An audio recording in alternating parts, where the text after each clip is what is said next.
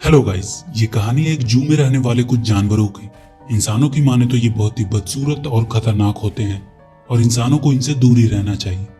पर ये लोग ऐसे बिल्कुल भी नहीं हैं। इनकी भी ख्वाहिश है कि लोग उन्हें वैसे ही पसंद करें जैसे कि जू के इस कोआला को पसंद किया जाता है। इस कोआला को प्रीटी बॉय के नाम से जाना जाता है और ये इतना फेमस है कि इसके नाम का एक ऐप भी है जिसके थ्रू लोग इसे दिन भर कहीं से भी देख सकते हैं।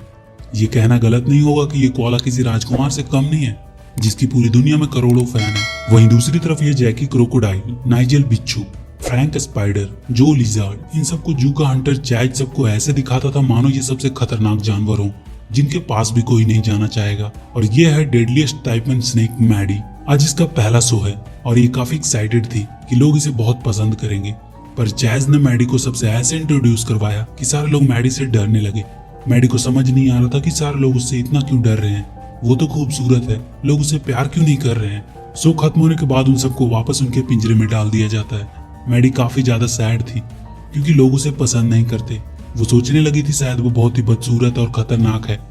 तब जैकी उसे बताती है, उदास मत हो मैडी, लोगों को सोचने से क्या होगा, हम बुरे नहीं हैं। हमारा काम है सिर्फ लोगों को डराना और धीरे धीरे तुम्हें भी इसकी आदत लग जाएगी।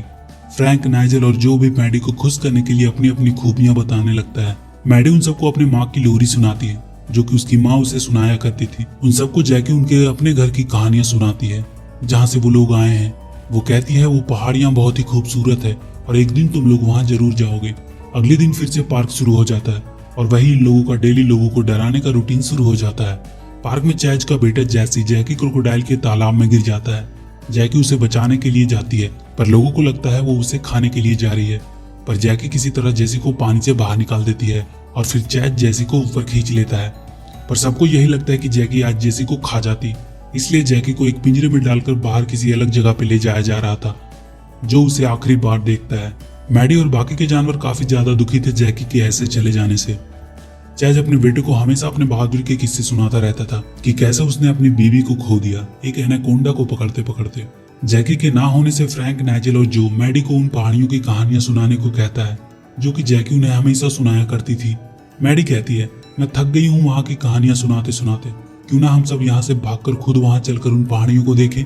ये बात सुनते ही फ्रैंक और नाइजेल काफी डर जाते हैं। वो कहते हैं नहीं, हम भाग नहीं सकते, वो लोग हमें फिर से पकड़ लेंगे।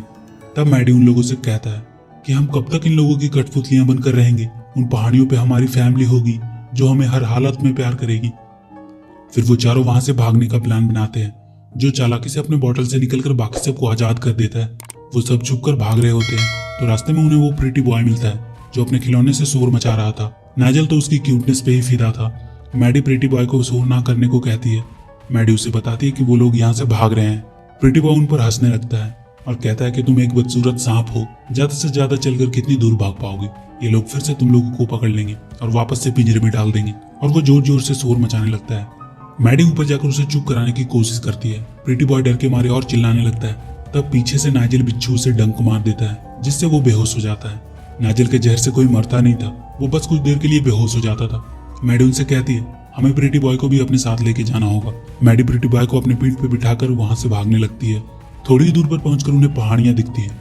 वो लोग खुश हो जाते हैं पर तभी लाइट आने की वजह से वो पहाड़ियां शहर में बदल जाती है। ये शहर ही उन्हें दूर से पहाड़ जैसा दिख रहा था।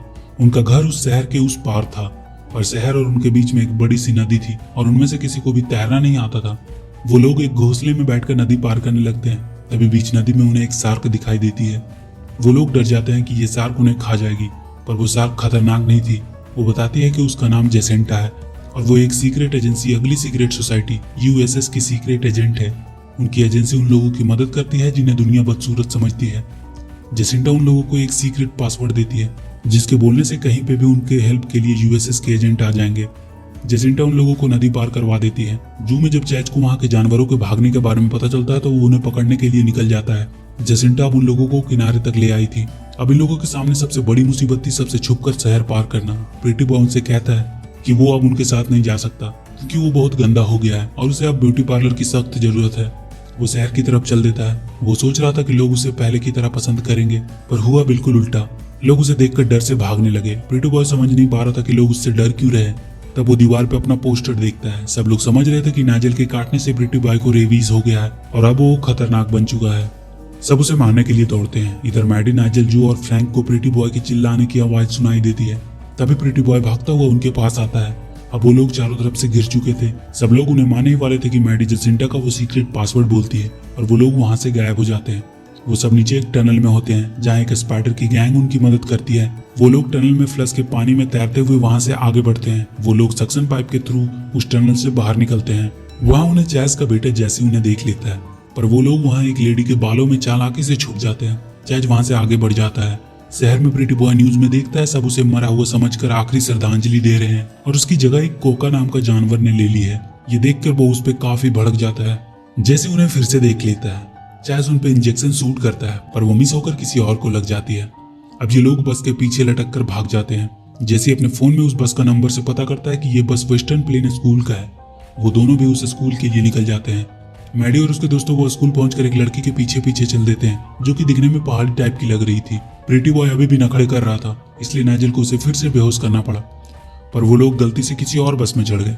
तब मैडी दिमाग लगाकर एक स्केट बोर्ड के सहारे वहां एक फ्लैग पोल पे चढ़कर वापस से सही वाले बस के छत पे लैंड हो जाती है। पर प्रीटी बॉय उनके साथ नहीं था, वो अभी भी स्केट बोर्ड पे ही बेहोश था। स्केट बोर्ड के रोड के बम से टकराने की वजह से प्रीटी बॉय उछलकर उनके साथ ही बस की छत पे आ जाता है। उनका पीछा करते करते चैज और जेसी भी उनके पीछे आ गए थे। चैज प्रीटी बॉय को बेहोशी का इंजेक्शन से शूट कर देता है। अब वो लोग बचने के लिए बस के अंदर आ जाते हैं जहाँ एक लड़की उन लोगों को अपने बैग में छिपा देती है और उन लोगों को वहां से भागने में मदद करती है। ऐसा पहली बार हुआ था जब मैडी ने किसी अच्छे इंसान को देखा था। वो उस लड़की को थैंक्स बोलती है। वो लोग अब जंगल के नीचे पहुंचकर बात ही कर रहे होते हैं कि ऊपर पैर फिसलने की वजह से उन पर चैज आकर गिरता है और गलती से उसकी छड़ी से मैडी फंस जाती है और इसी के चलते बाकी के लोग भी पकड़े जाते हैं। चैज मैडी को इंजेक्शन देकर बेहोशी करने वाला था, तभी प्रीटी बॉय यूएसएस का सीक्रेट पासवर्ड बोलता है और वहाँ 3-4 बंदर उन पे हमला कर देते हैं और मैडी को छुड़ा देते हैं। चैज वहां से भागने लगता है और किसी तरह वो वहां से भागने में सफल हो पाता है। वो बंदर उन्हें वहां से लेकर एक गुफा में पहुंचते हैं जहाँ के बैट उन्हें आगे ले जाने में मदद करते हैं और इसी तरह वो रास्ता पार करते करते अपनी मंजिल की ओर चल देते हैं। इधर चैज अपने साथ और भी आदमियों को लेकर उन्हें पकड़ने के लिए निकल पड़ता है। रास्ते में मैडी और उसके दोस्त आराम कर रहे होते हैं। तब मैडी उन लोगों को बताती है कि कैसे वो अपनी माँ से बिछड़ गई और फिर चैज ने उसे उठाया और अपने साथ लेके चला आया। सुबह फिर से वो लोग आगे की ओर बढ़ गए। रास्ते में प्रीटी बॉय कोला की फैमिली मिलती है जहाँ वो उनके साथ हो जाता है। अब मैडी, नाइजेल, फ्रैंक और जो अपने घर की तलाश में बढ़ जाते हैं। जब वो लोग पहाड़ के नजदीक पहुंचते हैं तो बहुत से जानवर बाहर आकर उन्हें देखने लगते हैं।